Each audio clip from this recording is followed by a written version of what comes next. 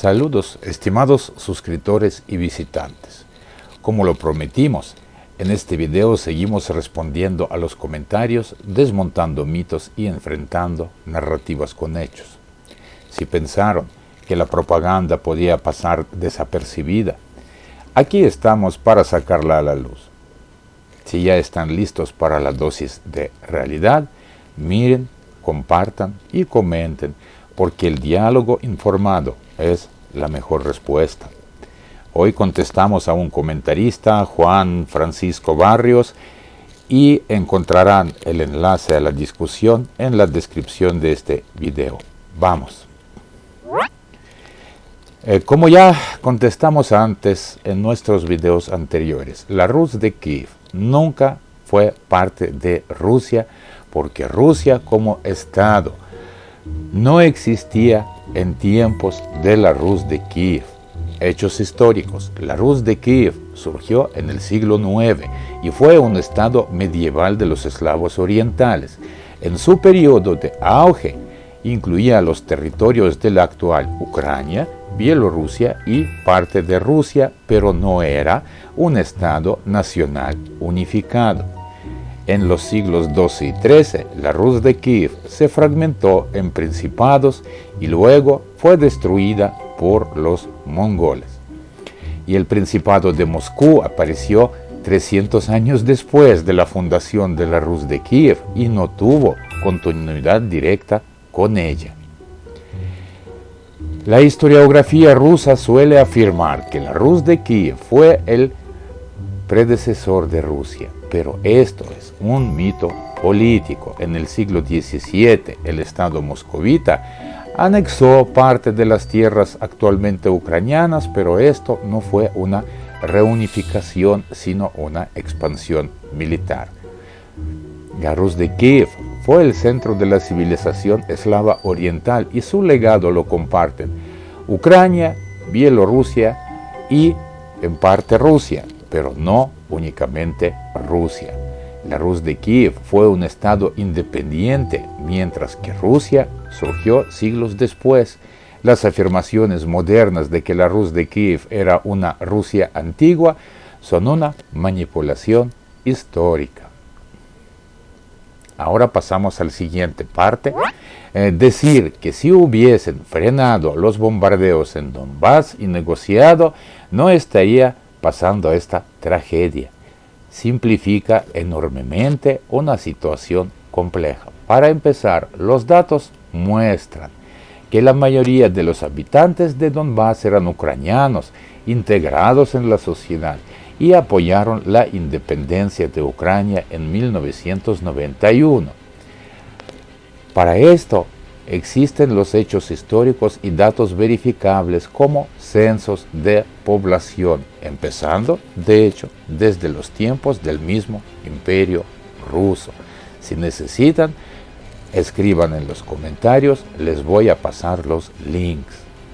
Y la guerra de Donbass no comenzó por bombardeos indiscriminados de Ucrania, sino por la intervención directa de grupos armados enviados desde Rusia, como en el caso de Igor Girkin Strelkov, quien admitió abiertamente que sin su participación no habría habido derramamiento de sangre en este territorio. Además, hasta febrero de 2022, hasta el inicio de la guerra a gran escala, más del 60% del territorio de Donbass estaba bajo control ucraniano, donde la vida era pacífica y las ciudades permanecían intactas.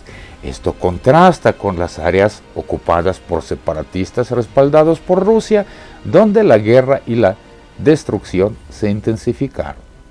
La afirmación de genocidio por parte de Ucrania es una narrativa propagandística que ignora hechos verificables como el uso de zonas residenciales por parte de los separatistas para posicionar equipos militares, lo que provocaba respuestas armadas. En resumen, la tragedia en Donbass no es resultado de una falta de negociación por parte de Ucrania, sino de una agresión externa que buscaba desestabilizar y fragmentar el país. Parece que la guerra más compleja de los últimos tiempos se puede resumir en una frase digna de un meme.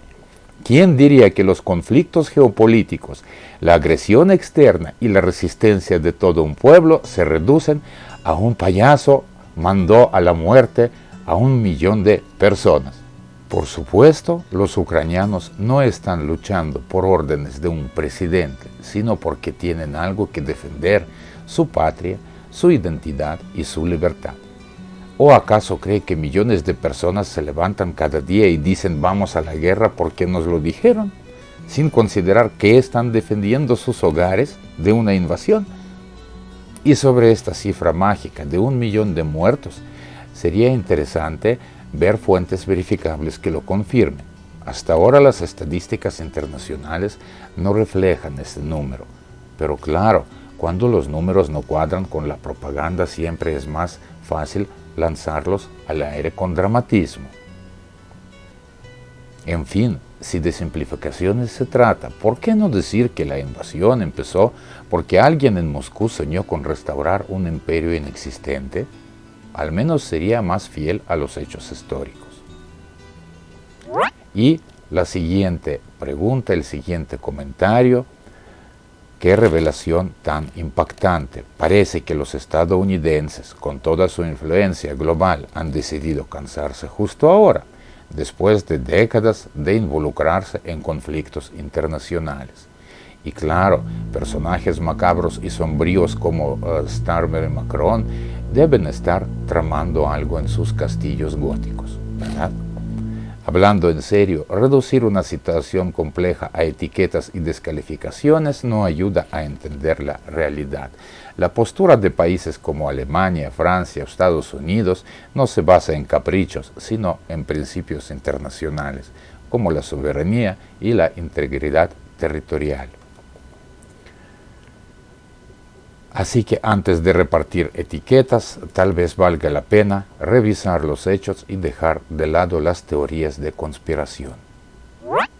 Y por último, el batallón Azov, actualmente la tercera brigada independiente de asalto Azov, se formó en mayo de 2014 con voluntarios como respuesta a la agresión armada de Rusia y la anexión de Crimea.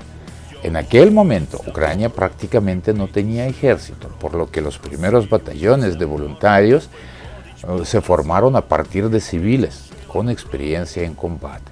Como en cualquier país, la mayoría de los integrantes de estos batallones estaban compuestos por personas con tendencias nacionalistas, lo cual es lógico.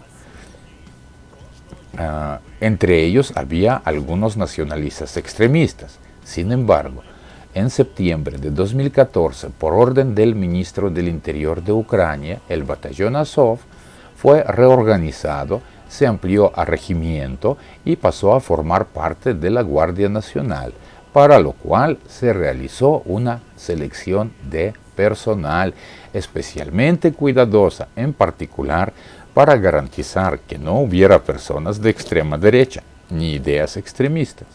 En la actualidad, siendo así, y las historias de nazis de Azov son muy convenientes para la propaganda rusa.